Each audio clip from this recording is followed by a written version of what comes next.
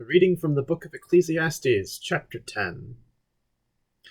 Dead flies make the perfumer's ointment give off a stench, so a little folly outweighs wisdom and honor. A wise man's heart inclines him to the right, but a fool's heart to the left. Even when the fool walks on the road, he lacks sense, and he says to everyone that he is a fool. If the anger of the ruler rises against you, do not leave your place, for calmness will lay great offenses to rest. There is an evil that I have seen under the sun, as it were an error proceeding from the ruler. Folly is set in many high places, and the rich sit in a low place. I have seen slaves on horses, and princes walking on the ground like slaves. He who digs a pit will fall into it, and a serpent will bite him who breaks through a wall. He who quarries stones is hurt by them, and he who splits logs is endangered by them. If the iron is blunt and one does not sharpen the edge, he must use more strength, but wisdom helps one to succeed. If the serpent bites before it is charmed, there is no advantage to the charmer. The words of a wise man's mouth win him favor, but the lips of a fool consume him. The beginning of the words of his mouth is foolishness, and the end of his talk is evil madness. A fool multiplies words, though no man knows what is to be, and who can tell him what will be after him? The toil of a fool wearies him, for he does not know the way to the city. Woe to you, O land, when your child is a king, and when your princes feast in the morning. Happy are you, O land, when your king is the son of the nobility, and your princes feast at the proper time, for strength and not for drunkenness. Through sloth the roof sinks in, and through indolence the house leaks. Bread is made for laughter, and wine gladdens life, and money answers everything. Even in your thoughts, do not curse the king, nor in your bedroom curse the rich, for a bird of the air will carry your voice, or some winged creature tell the matter. Here ends the reading. So Ecclesiastes, chapter 10, we are continuing the subjects of wisdom and folly. The end of chapter 9, or rather the second half of chapter 9, largely dealt with wisdom and its limitations, and how it can ultimately be overthrown or thwarted or made ineffective. And now, in chapter 10, we are turning to the subject of folly, which is essentially the opposite of wisdom. Verse 1 of chapter 10 we included in our coverage of the end of chapter 9, because it's sort of a pivot verse. Dead flies make the perfumer's ointment give off a stench, so a little folly outweighs wisdom and honor. So it's illustrating the way that folly can overthrow or outweigh wisdom. And that is our big turning point as we start exploring what folly is all about and what folly looks like in this world and in this life. So we have in verses 2 and 3 a description of the wise versus the fool. Wise man inclines him to the right, fool's heart to the left. The right and the left are often symbolic of justice and injustice, strength and weakness, being above board and being somewhat sinister and spurious. So the wisdom brings us in the right direction, and folly brings us in the wrong direction. Even when the fool walks on the road, he lacks sense. He says to everyone that he is a fool. Don't take this uber literally. I mean, fools usually don't say, Hi, I'm a fool. But they make it known. Folly makes itself known. Wisdom can be hidden. The wise, and you see this a lot in the wisdom literature in the scriptures, and probably in many religions, because it's just a general wisdom proverb. across the board, I think, that wisdom is able to keep quiet and knows how to keep quiet and is able to sort of keep to itself. Folly just talks. Folly makes itself known, and it's very clear when there is a fool in the room. So from here, we explore folly from a few different angles. We see folly in high places. We see folly in action, the fool's talk, as well as the fool's works. And then it sort of returns to national and social life for the end of the chapter. Almost sort of like a ending where it started with this high places in verses 4 through 7, and then back to a similar subject at the end. Anyway, so verses 4 through 7. If the anger of the ruler rises against you, do not leave your place, for calmness will lay great offenses to rest. This is one of the two imperatives, or commands, or pieces of advice directly given in this chapter. Do not leave your place.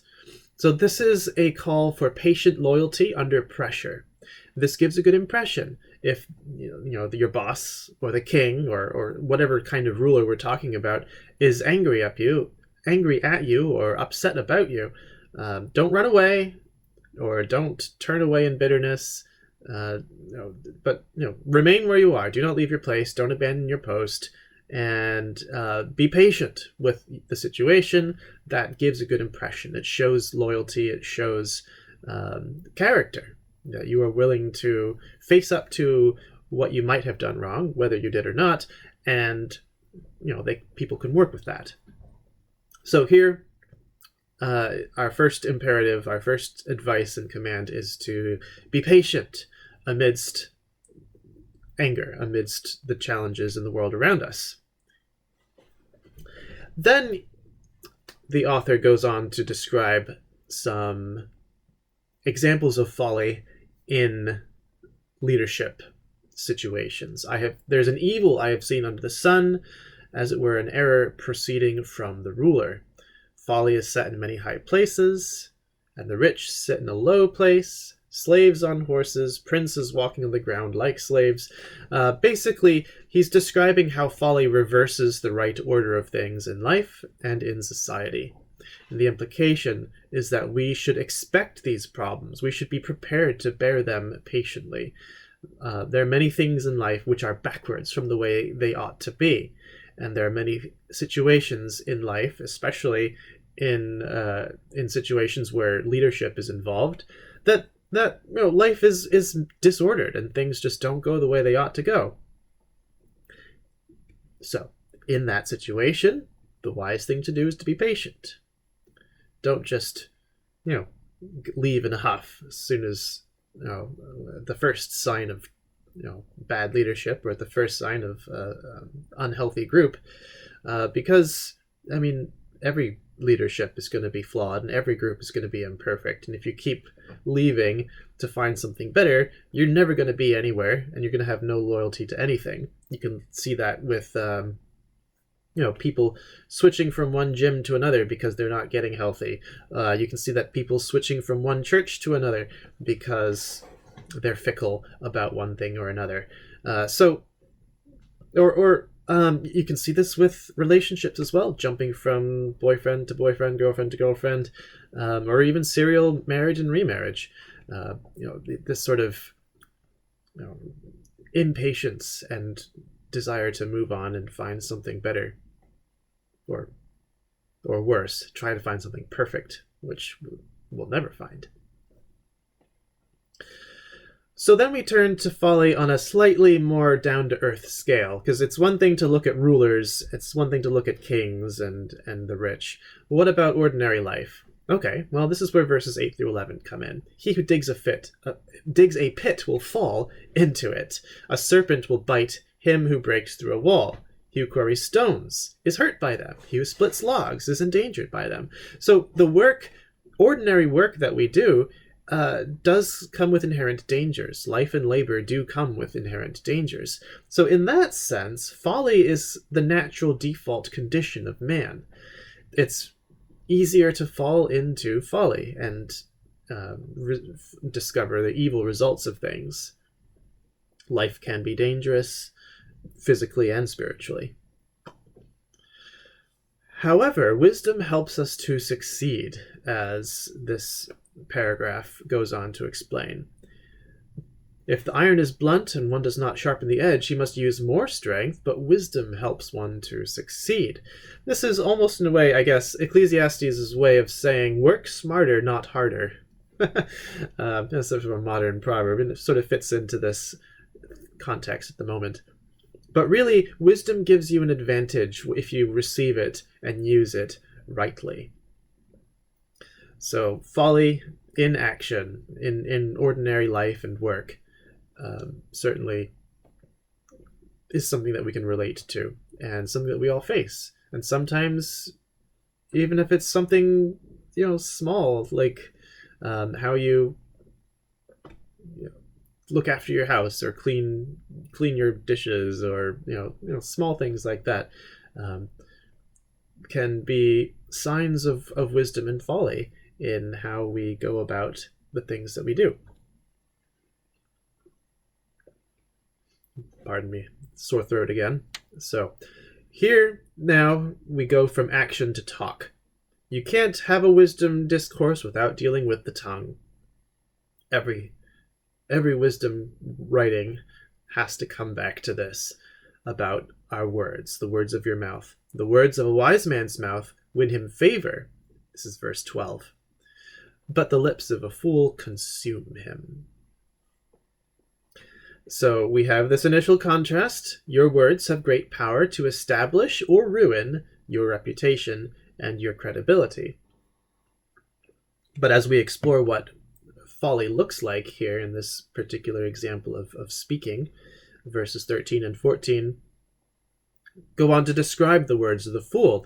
The fool's words are aimless. They range from silly, foolishness, to evil madness, as this translation puts it. So foolishness is on a scale. Sometimes it's just silly, but it can also descend all the way to evil and madness.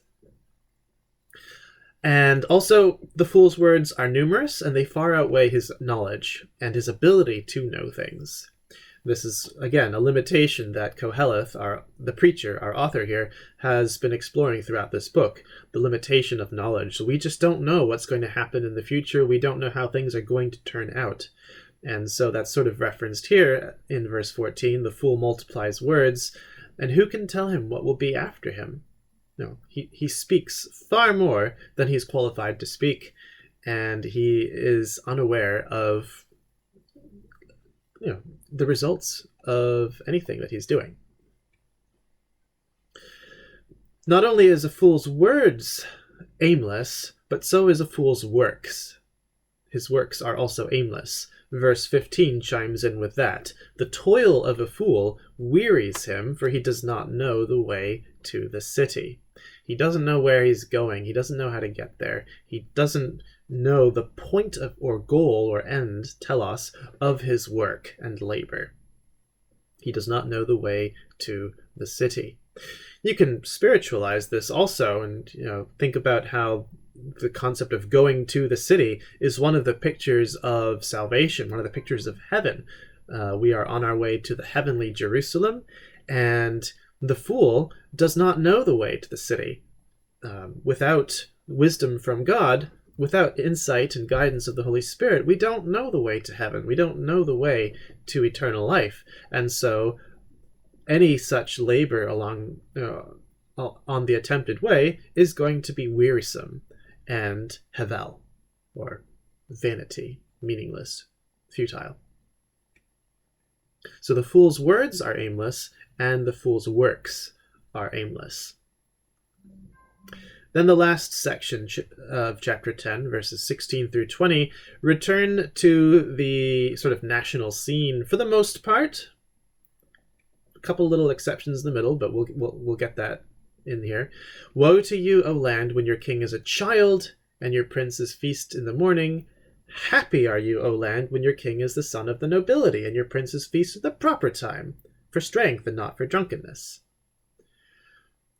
So there's a little contrast here, which gives us a very straightforward and unsurprising lesson. A nation suffers or prospers according to the folly or wisdom of its king and rulers.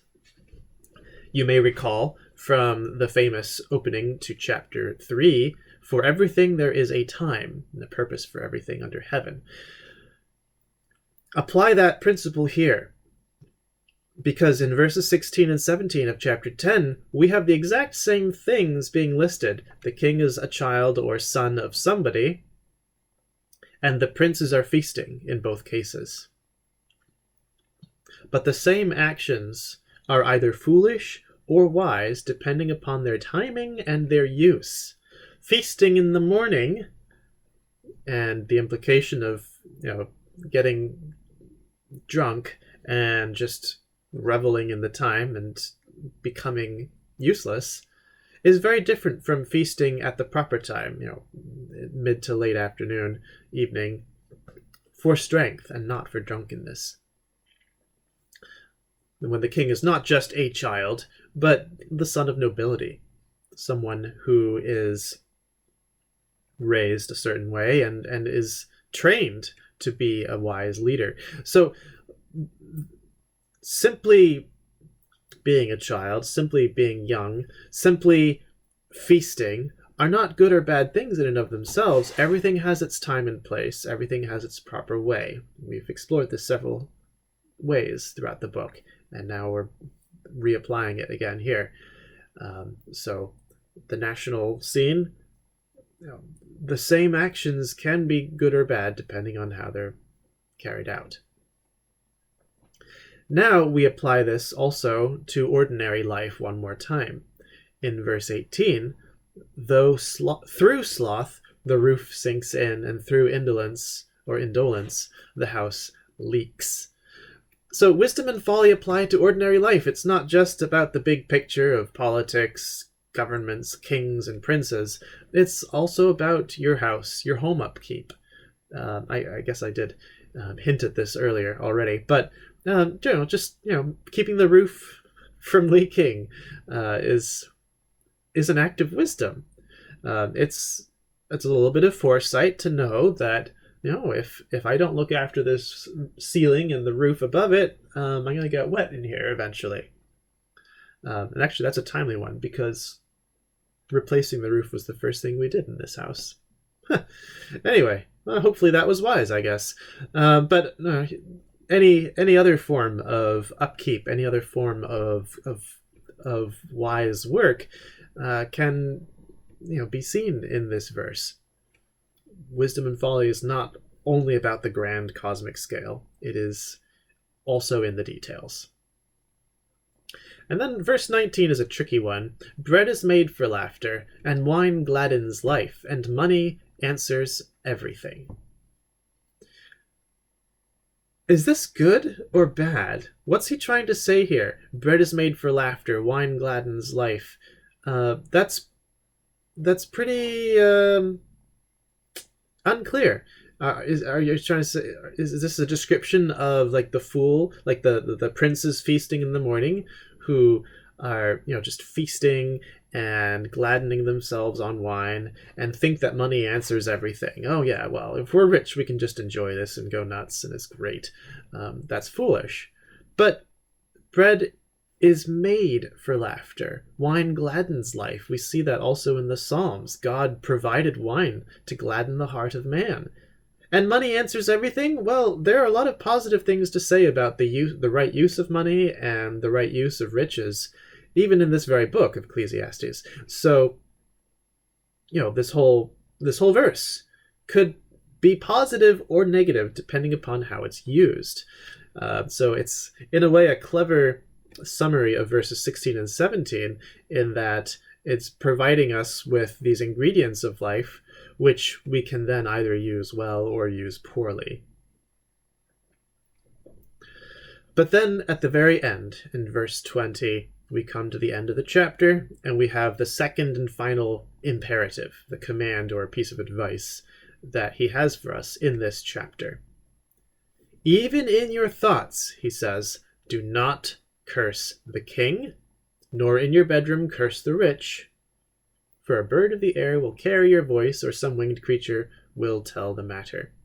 So you've heard that expression, a little bird tells me, or a little bird says. It's an ancient expression about how rumors get around and how secrets end up getting uncovered. This is very similar to the imperative that we had early in the chapter about being patient when the king is angry. Here, do not curse the king, even in your thoughts. My goodness. Even in your thoughts, do not curse the king? All right, I'm an American, and most of the people watching this are probably also Americans. So let's just use the American term, all right? Even in your thoughts, do not curse the president. That applies right now in 2023. That applied a few years ago in 2020. Doesn't matter who's in the White House. Do not curse the king, even in your thoughts. Do not curse the president. The president's not the king, but you know what I'm saying. We may not curse the king, nor in your bedroom curse the rich. But it's fun to curse the rich. I just want to blame everything on Bill Gates or Elon Musk, depending on if I'm feeling right or left at the given time. Do not curse the king. Do not curse the rich. Be patient when the king is angry with you, at the beginning of the chapter. And now at the end, do not curse them. Don't allow the folly of other people provoke you to anger or to bitterness. In the end, it will only hurt you. Right? I mean, you can rail against how stupid this president or that president was. You can rail against how evil and unjust and wasteful some famous rich people are. But what's that going to accomplish? Nothing. It will only hurt you. There's a quote attributed to C.S. Lewis. It might be true. I just don't know what the source is. That bitterness is like drinking poison and then hoping the other person will die. So all this bitterness, this cursing, this anger that we rile up within ourselves towards other people's problems is only going to be an act of self-harm in the end. It's not good for you. It's toxic. It is dangerous. And, of course, if your grievances are aired, some little bird might spread the word, and then you'll be in trouble. But even if that doesn't happen, it's still this bitterness and anger and toxicity sitting in your soul, just waiting to poison you. Well, not waiting. It is poisoning you. And so that is a real issue of spiritual import. So we must learn to be patient in affliction. We must learn to be patient with the injustice around us. That doesn't mean we're going to be inactive about it and never try to do anything to make life better, but we cannot be on a position or on a stance of bitterness and anger, because the wrath of man does not bring about the righteousness of God, as St. James puts it. So that's our big takeaway today from Ecclesiastes chapter 10. There is great injustice, there is great folly in the world around us, but we must respond to that with patience and not with cursing. God bless.